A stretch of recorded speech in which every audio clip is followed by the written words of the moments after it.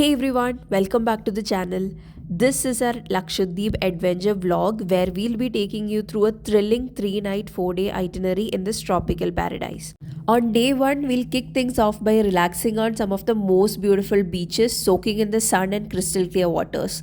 Day 2 is all about activities like scuba diving, kayaking, and glass boating, followed by a visit to the picturesque Kalpati Islands. On day 3, we'll dive into an unforgettable underwater experience with snorkeling and enjoy the thrill of night fishing and end the day with a delicious barbecue dinner under the stars. This video is a summary of the travel guide plus all 3 day itineraries combined. I've posted detailed videos on the process of getting Lakshadweep permit, police verification, etc. and day-wise itineraries for all the 3 days. They're available on my channel, so do check that out. Lakshadweep is truly a paradise and it is not entirely easy to get here. It has a group of 36 islands, out of which tourists can only stay on 5 islands. The entry to Lakshadweep is restricted and entry permit is compulsory to visit these islands even for Indians. So through this video, I am going to take you through the must-do steps to ensure safe entry to Lakshadweep. Due to its isolated location, Lakshadweep is not accessible by road. You have to either take a ferry that takes you from Kochi to Lakshadweep or you can travel by air. We chose to travel by air, so I'll be telling you all about air connectivity to Lakshadweep. There are 3 places from where there are direct flights to Lakshadweep. One is Goa, one is Kochi, and one is Bangalore. Traveling from Goa is the cheapest option, and Fly 91 gives you the cheapest air tickets. From Kochi, Alliance Air operates to Agatti and back. Similarly, from Bangalore to Agatti, you have to opt for a Indigo flight. In Lakshadweep, airstrip is available only on Agatti Island. So even if you're visiting other islands like Bangaram and Kavaratti, you have to first land in Agatti Island and then travel to your respective islands using a ferry. Once you've booked your return flights to Lakshadweep, the next process is to obtain a police clearance certificate or a PCC certificate that validates your non-involvement in offences. You can apply for a PCC certificate on the police app for your state. It takes about 1 to 2 weeks for you to get the PCC certificate and you have to pay about 695 rupees. The process is completely online for most of the states, but in some rare cases you might have to visit the police station for verification. After receiving PCC, your travel agency or sponsor from Lakshadweep will apply for the permit. This can take about 1 to 2 weeks and you're ready for your Lakshadweep trip. So we've landed at the Agatti airport. Agatti airport, like I said, is a very small airport, so you don't have facilities like aero bridge or a bus to take you to the arrival terminal.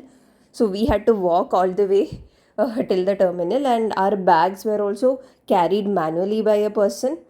So we went to the counter. Everybody gets a token. You have to go one by one and get your entry permit verified. After that, collect your luggage and your travel agency will be ready to pick you up. We had booked our Lakshadweep travel using the travel agency QC Travels. They are based out of Lakshadweep and they know in and out of the place. So it was a pleasant ride with them. They picked us up from the airport and dropped us to our homestay. So we had booked a homestay, which is a general homestay, a little walkable distance away from the beach. There are other beach facing properties also if you wish to stay right in front of the beach. We are a group of 5 people and this is a 2 bedroom homestay which is perfect for us. So they also provide you extra bedding in case you are more people. This place also comes with a kitchen which has a basic kettle, drinking water and some utensils. All meals are covered in the package, and because it's a homestay you can enjoy homely food which is also authentic Lakshadweep food. So let me show you the first room. This is the first room. We have a bed, we have a table and we have a cupboard here. Both rooms are air conditioned, which is very much required in Lakshadweep because during the days it can be really hot. Both rooms also come with attached washrooms, making it completely convenient. And I must say the entire house was really clean. Now let me take you to the second room. It is pretty much same as the first room, comes with a double bed, an extra table and an extra cupboard. This room also has attached washroom and is also air conditioned. Let me also show you the outside of the homestay. So as soon as you walk out of the homestay, you will see it is all sandy area, meaning that the beach is nearby. And in fact, beach is just at a walkable distance from here. You will feel like you're living in a beachfront property. The overall package, including the homestay, travel, food, and all sightseeing for 3 days, costed us 13,000 per person. On top of that, we paid 12K per person for flights. So we took flights from Kochi to Agatti and Agatti back to Kochi. So overall cost per person is 25K. Because we are not used to these process of obtaining NIUC permit, etc., I would highly recommend you go with a travel agency, and much better if you go with a travel agency that is based out of Lakshadweep. We found the agency Queen Conch, who is based out of Lakshadweep, and we did our trip along with them. It was a highly memorable trip, and we completely recommend their services, which is affordable and good. We took a quick nap and our sightseeing started around 4:30 p.m. Our first stop was the Agati Museum. This museum is also known as Golden Jubilee Museum and is the only one museum in the whole of Agatti Island. Museum is popular for displaying huge collection of ancient jars, wooden chests, gold coins, and also an enthralling display of busts of Lord Buddha between the period 9th and 12th century. Basically, the museum is two-storied and the ground floor is used for display of Lord Buddha's bust. Artifacts available at the museum show you detailed information about the era even before Islam's arrival. Tourists can visit the museum between 10 a.m. to 5 p.m. The entry cost is rupees 50 per person, and you can expect to spend around 1 hour here. But if you are a history buff and you read through every single detail mentioned here and look at all the artifacts, it can take up to 2 hours.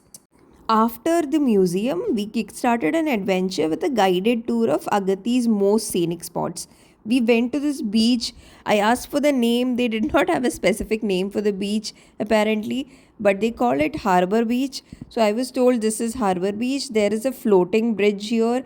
It was very scenic and a very peaceful spot to spend your evenings. There was a gentle breeze flowing throughout, and we did not feel like leaving the place at all. But our tour guide kind of convinced us, saying that all our next stops are also going to be beaches, so we don't have to be really hung up on this one beach.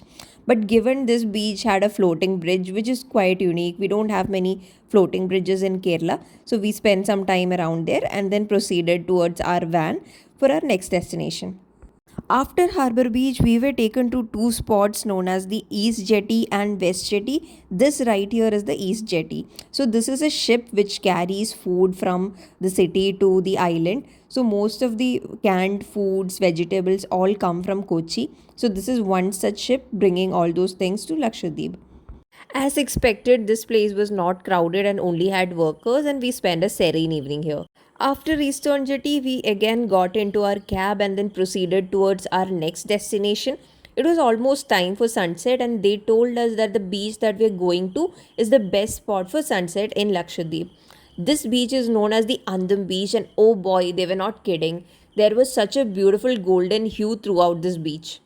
That marks the end of our beautiful first day in Lakshadweep, and then we proceeded to our homestay. For day 2, the first item on our itinerary was scuba diving. All of us wanted to do scuba diving. This was our first time and we're really excited. We went with Amati Scuba, which is a very popular scuba diving provider in Lakshadweep. The cost per person for scuba diving is only 3,500 rupees. This by far is one of the cheapest locations where you can do scuba diving, see amazing marine life at a very cheap cost. So we had an early breakfast and proceeded to Amati Scuba for scuba diving. The first thing we had to do after reaching here was fill out this registration information form. We have to fill details like our name, address, and most importantly, under emergency contact details, mention the name and address of our sponsor. Like I've mentioned in the previous video, our sponsor is responsible for us while we are in Lakshadweep, so it is very important we mention their details. The next step was briefing. So our instructor did a briefing on some of the sign languages that we have to use while we are underwater. The major signs like okay, not okay, let's go up, go down, things like those. And he also gave us an overview of the whole process. Because this was our first time scuba diving, all of us had to attend the briefing. After briefing, we got onto the boat to move to the site of scuba diving. As you know, diving is done somewhere in the middle of the sea.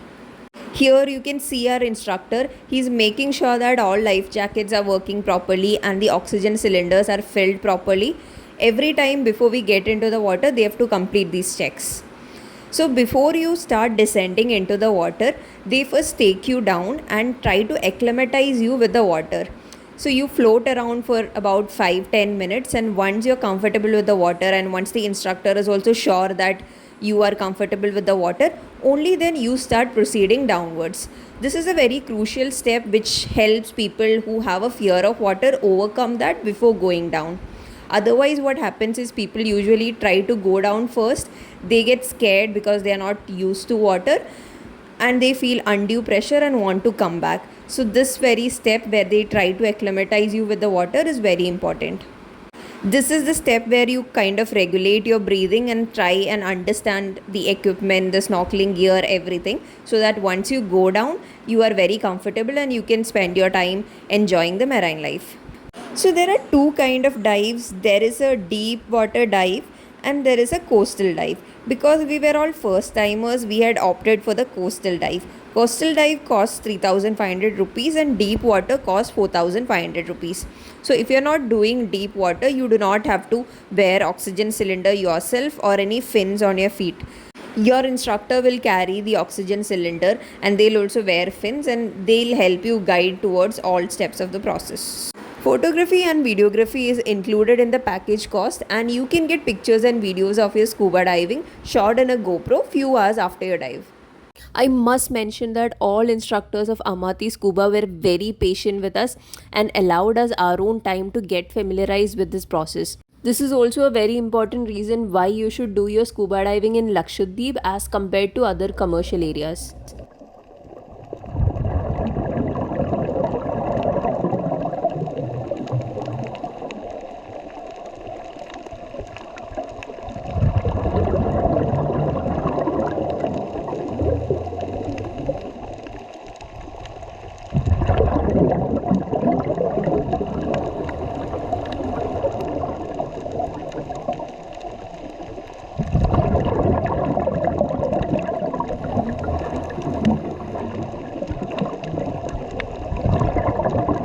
It is a very serene atmosphere, and every moment underwater was a reminder of the beauty and fragility of this underwater ecosystem. A very crucial thing to remember while booking your scuba diving experience is that you should do it early on in your trip. It is because you have to wait at least 24 hours after scuba diving before you take your flight back home. The duration of the dive was about 20-25 minutes, but the overall experience will take about 1 to 2 hours. This includes traveling to the scuba site, filling up registration form, attending the briefing, traveling towards the middle of the sea, and like I said, there will be multiple people in a trip, so people take turns and go one by one. So you can anticipate to spend around 1 to 2 hours for the entire experience. After an exhilarating scuba diving experience, we were ready for our next item in the itinerary, and that was kayaking. Kayaking is a really fun water sport, and we have done it before, so we were very interested. Kayaking involves the use of a kayak, which is a narrow boat with a double blade paddle to move on water. The driver is supposed to navigate through the waterways by sitting forward and marching ahead with alternating side to side paddles. I've read in so many places that scuba diving is very taxing for your body and you should actually take some rest after scuba diving. But it was kayaking for us which was more taxing than scuba diving itself. So after scuba and kayaking, we enjoyed some beach chilling at the beach. I was at the hammock enjoying the serene views while others were playing in the water. After that, we went back to our homestay. By then, lunch was already delivered. We had a lunch, took a quick shower, and then rested for some time before we proceed for our evening activities. For evening, we were scheduled for a glass boat ride and a visit to Kalpati Islands. A glass bottom ride in Lakshadweep is one of the best ways to experience nature and the marine ecosystem at its finest.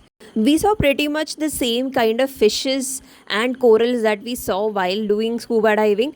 So, for people who are not able to do scuba diving, this is a very good equivalent. But of course, the underwater experience is more magical. Another important thing to remember is that if you have a GoPro, do carry it while going on the glass boat ride. After the glass boat experience, we were headed to Kalpiti Island. Kalpiti Island is a picturesque island located in Lakshadweep. This serene island is known for its crystal clear waters, white sand beaches, and lush greenery, making it a perfect destination for a relaxing getaway. Kalpiti Island is blessed with abundant natural beauty, including a pristine lagoon that offers an opportunity for snorkeling and diving enthusiasts to explore the colorful marine life. The island is surrounded by coral reefs, making it an excellent destination for those interested in underwater exploration. Kalpiti Island is easily accessible from the mainland. The nearest airport is Agatti Airport, which is well connected to major cities. Visitors can then take a ferry or speedboat from Agatti Island to reach Kalpiti Island. Kalpiti is an uninhabited island and you will have to return back by sunset. For the most serene experience, try to visit the island early in the morning or during sunset hours. I must say Kalpiti is by far one of the best destinations in Lakshadweep to enjoy sunsets. It was almost sunset time and time for us to return back to Agatti. It was a beautiful day filled with adventures and beautiful landscapes, and we thoroughly enjoyed it. We start with a snorkeling activity in turquoise blue waters, followed by exploring the island for one last time, and at night we indulge in night fishing.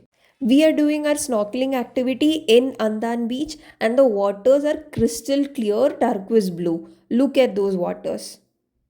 While our tour operator was busy packing up snorkeling gears, we used that time efficiently to create some reels and click some pictures. As usual, we don't do snorkeling towards the shore, so we had to get on a boat and go towards the middle of the sea where there will be more fishes, coral reefs, and water will be even more clear. So, again, we got onto our boat and we started sailing towards our snorkeling point. Today we have not forgotten to carry our GoPro. Yes, we've taken our GoPro and we thought we'll dip it into the water and show you how clear the water looks underneath.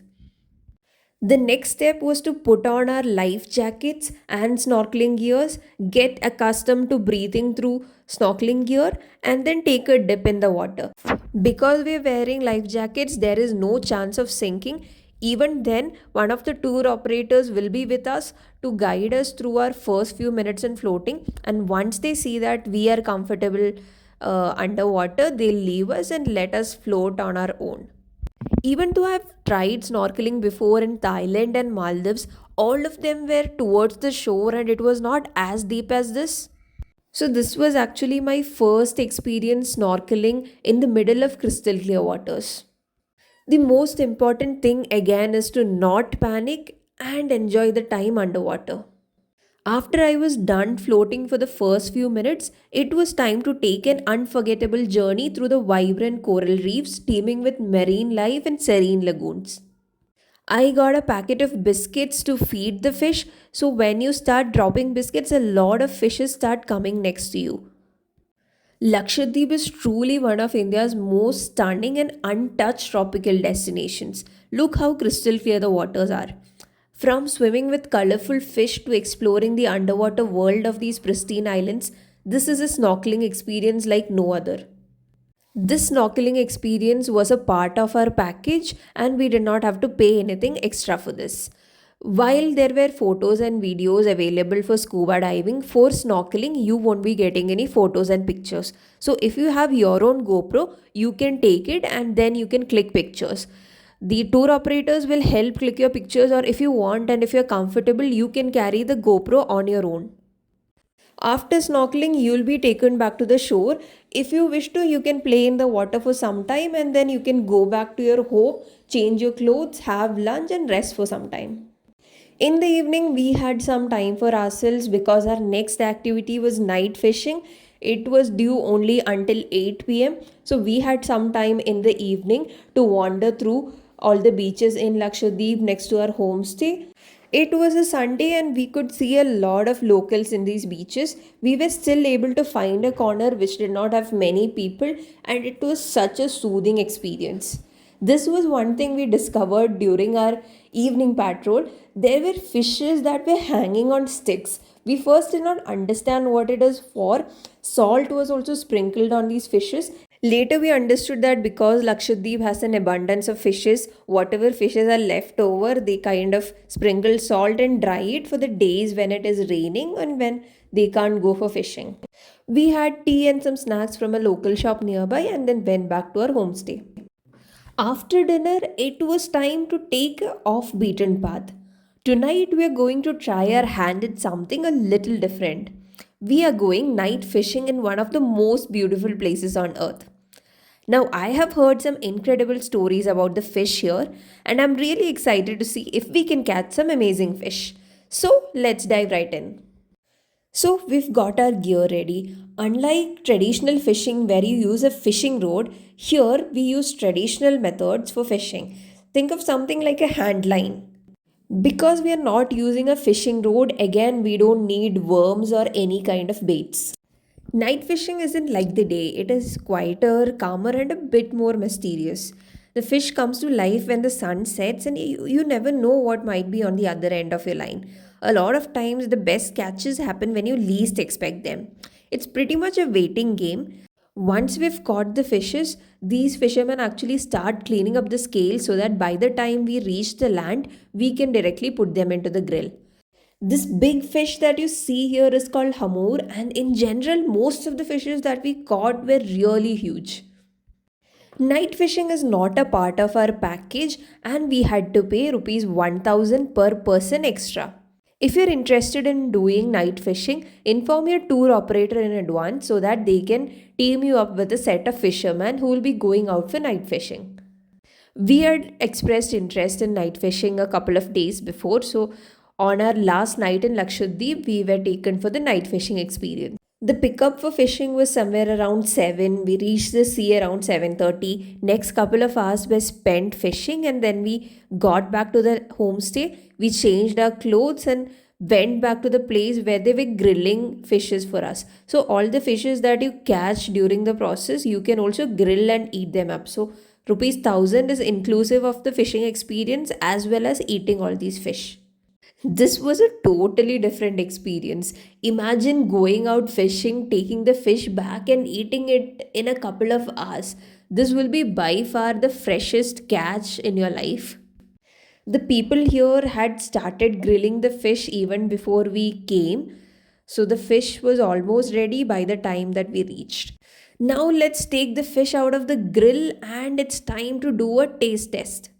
So we took our first plate. It has about 5 6 fishes. We are 5 people, so let's see if each of us can complete one fish.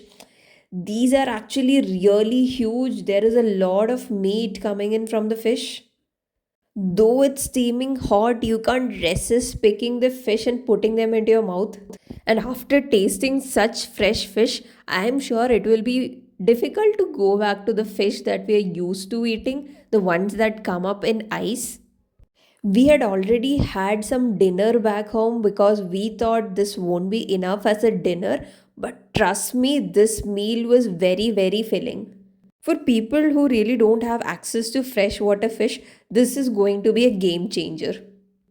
We were all prepared to finish all the fishes that we caught, but after the first plate itself, we all were so full and they were about to bring the second plate. At least whatever we had on our plates, we made sure we ate all of it. If you haven't already understood from our expressions, the fish was so good and each of us enjoyed every bit of it. After eating all that fish, we needed some walk, so we started walking through the beaches, and that is when the surprise hit us. We saw bioluminescence on the beaches of Lakshadweep. If you didn't know already, bioluminescence is the ability of living organisms to produce and emit light through some chemical reactions. It was very difficult to catch these bioluminescence on videos, but it was coming out pretty clearly in the pictures. So that was a perfect farewell for us. Next morning, we did all the packing and proceeded to Agatti Airport to take our flight back to Cochin. We were taking the Alliance Air flight at 10:55 a.m. and was supposed to land around 12:20. There was a delay of about 1 to 2 hours because it was very windy and flights could not take off. So, a very important tip is that if you have a onward flight from Kochi or whichever destination you are going to, please make sure there is a good gap between both the flights, because this is very common that flights get delayed to and from Lakshadweep. I've already mentioned this in my previous video, so if you haven't checked out my video on Lakshadweep travel process and itineraries, do check that out. If you've enjoyed this video, do drop a like, comment, and do not forget to subscribe to Mrs. Explorer for more updates. Until then, bye.